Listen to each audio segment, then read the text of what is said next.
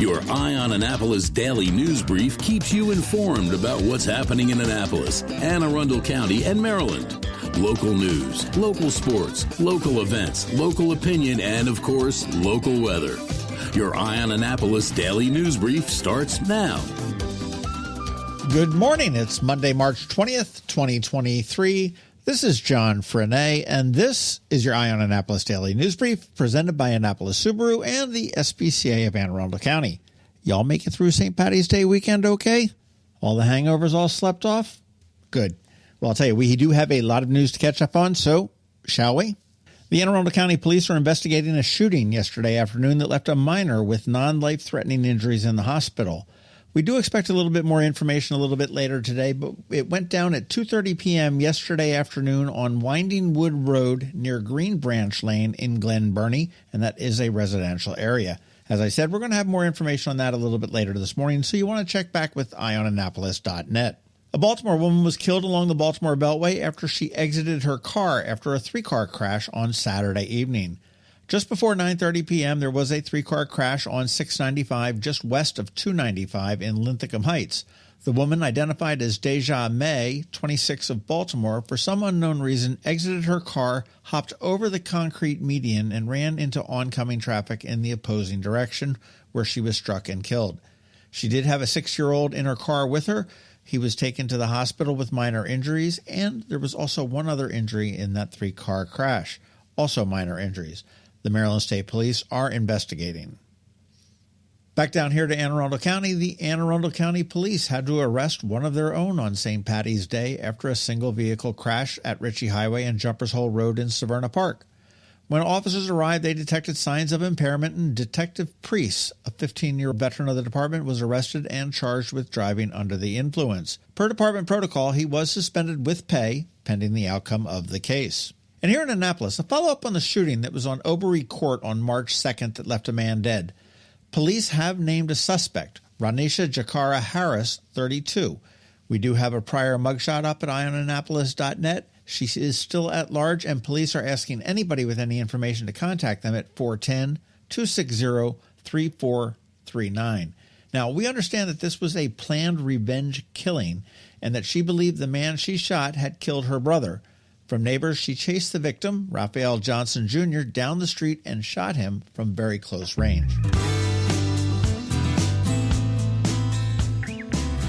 All right, enough bad news. On to some so-so news. If you commute over the Severn River Bridge westbound on Route 50, the SHA will be closing a right lane down this week to make repairs. This will be from about the Route 2 entrance onto Route 50 through the bridge. It will be a full-time lane closure with concrete barriers and all of that, so it's not going to be just work zone time zones. There may be some traffic backups, so just so you know.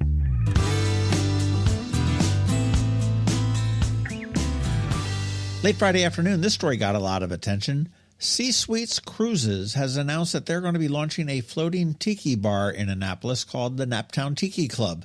Groups of 8 to 16 passengers will ply the waters of Spa Creek, Eagle Alley, and the Annapolis Harbor. The boat will be equipped with a bathroom, Bluetooth speakers, plenty of cup holders, coolers, ice, and a licensed captain, along with a deckhand. Guests are able to bring their own food and drink. Hopefully you caught our Canines in Crosstrek segment on Friday. We spoke with Trixie, who is the sweetest beagle. Only a year old, and right now she's a little bit confused about all the changes in her life. Understandable. But do check out our post from noon on Fridays for some great photos and all of the information on how you can give Trixie her forever home. On Saturday on the Local Business Spotlight, we spoke with the gang from Save Our Trees, who are really doing some great boots-on-the-ground work. Do give that one a listen if you haven't already. And I'll tell you, I've been busy with the Annapolis Film Festival podcast as well. I can't wait for the festival later this week. But so far, we've released podcasts with the directors of Waves Apart, Out in the Ring, Melgus, The Wizard of Zenda, and Las Abrogadas.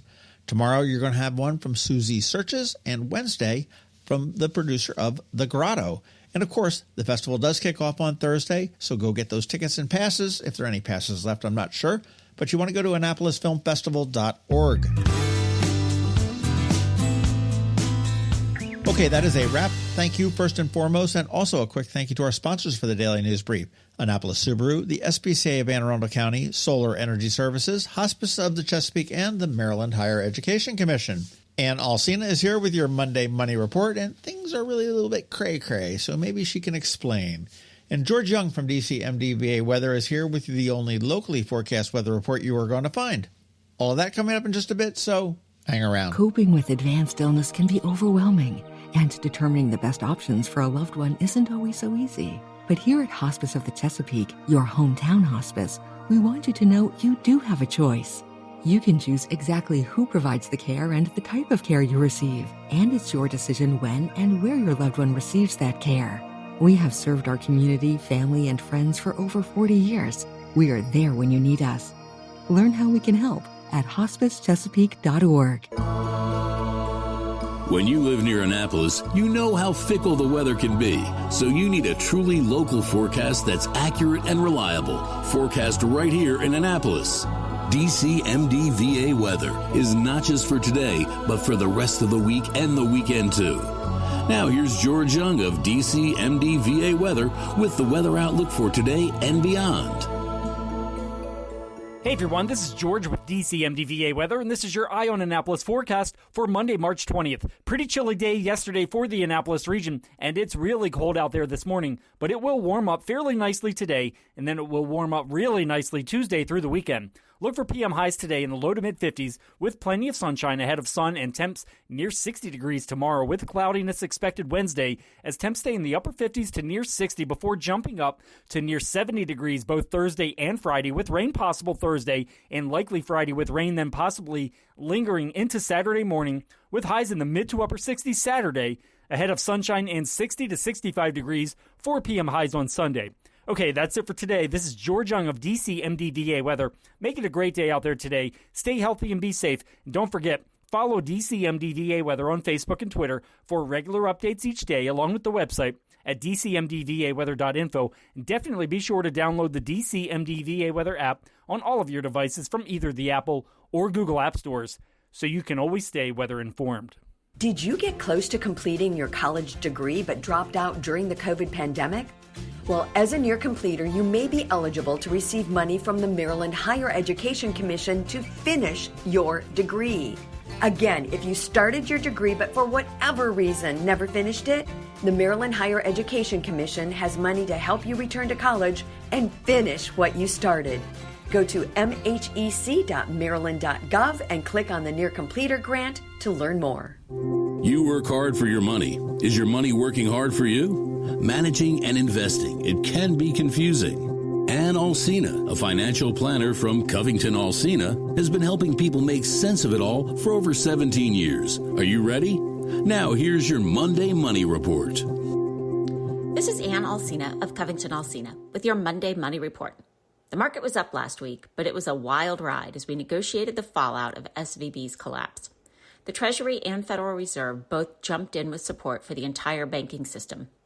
Normally, FDIC insurance covers $250,000 per account owner, but all SVB customers will have their entire account covered. We're not worried about systemic bank failures, but it's always smart to be aware of FDIC limits if you're holding a lot of cash. We are doing a large number of Roth IRA contributions using a strategy called the backdoor Roth. Remember that a traditional IRA, or individual retirement account, is usually funded with pre-tax money. For example, if you made $50,000 and contributed $5,000 to a traditional IRA, you would pay taxes on $45,000. There are limits on deducting that contribution, depending on your income and if your employer offers a retirement plan. A Roth IRA, named for Senator Roth from Delaware, is funded with after-tax money. There are income limits. If, as a single person, you made more than $144,000 in 2022, you are unable to contribute to a Roth IRA.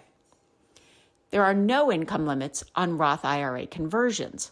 A conversion is when you move money from a traditional IRA to a Roth IRA.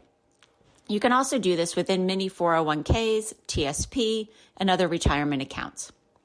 Normally, when you move money from the traditional bucket to the Roth, you pay taxes on whatever money is moved or converted. If you make too much money to deduct your traditional IRA contributions, you can still fund the traditional IRA account. Because you can't deduct the contribution, it's after-tax money.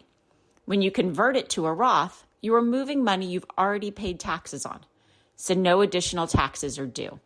It's a legal way to fund a Roth IRA when you make too much money to contribute directly to a Roth. There is one catch. The strategy doesn't work if you have pre-tax money in any IRA account. You can't convert just the after-tax money. You have to convert in proportion to the way the traditional account was funded. For example, if you had $45,000 in a traditional IRA that was all pre-tax, and you added $5,000 that was non-deductible or after-tax, 90% of the account is pre-tax and 10% is after-tax. If you convert $5,000, $4,500 would be pre-tax and $500 would be after-tax. You would owe taxes on the $4,500 pre-tax money that was moved. One option to avoid this is to move your pre-tax IRA funds into your 401k or other employer-sponsored plan. This allows you to have only after-tax contributions in your traditional IRA when you convert to the Roth account. Why would you want to fund a Roth account? If you meet all the IRS guidelines around withdrawals, the money grows tax-free and distributions are tax-free. Roth accounts are not subject to required minimum distributions. It's important to discuss this strategy with your tax and financial advisors. Depending on your income now and your projected income in retirement, traditional contributions may make more sense. The backdoor Roth strategy is typically used for additional savings after your employer plans are fully funded. Your action item this week is to check your estate plan. We recommend reviewing it every 5 years to be certain it is still in line with your wishes, and check with your estate attorney to be certain it hasn't been affected by any legislative changes. Follow us on Facebook and check out our website at CovingtonAlsina.com for more information and great resources. Investment advice offered through Great Valley Advice Group, a registered investment advisor. Tax advice offered through Covington-Alsina Tax Services. All performance references historical and no guarantee of future results. All indices are unmanaged may not be invested into directly. The opinions voiced in this show for general information only are not to provide specific advice or recommendations for any individual. To determine which strategies or investments may be appropriate for you, contact the appropriate qualified professional prior to making a decision. And if you don't have a financial advisor, come talk to us. This is Anne Arundel with CovingtonAlsina. Hello, energy consumers. This is Rick Peters, president of Solar Energy Services. Have you been looking for ways to save money recently? Maybe you should consider solar energy for your home. Or are you waiting for the technology to get cheaper? If so, how long are you going to wait? Today's solar costs less than 20% of what it cost 10 years ago. But while solar prices have declined every year, so have the financial incentives. Bottom line, if you wait for cheaper solar, you're also waiting for lower incentives. Take my home, for example. My solar system was installed in 2010, and it's been paid off for almost 5 years, and I no longer have to buy any electricity for another 15 to 20 years. If I waited for cheaper solar, I'd still be paying an electric bill.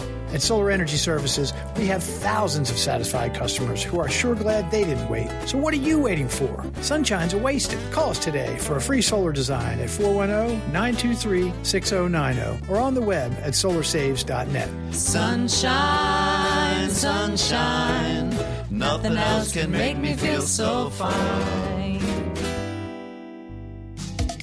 You've been listening to the Eye on Annapolis Daily News Brief. Tell your friends and colleagues, this is the podcast where you can keep up on the latest with what's going on in Annapolis and Anne Arundel County.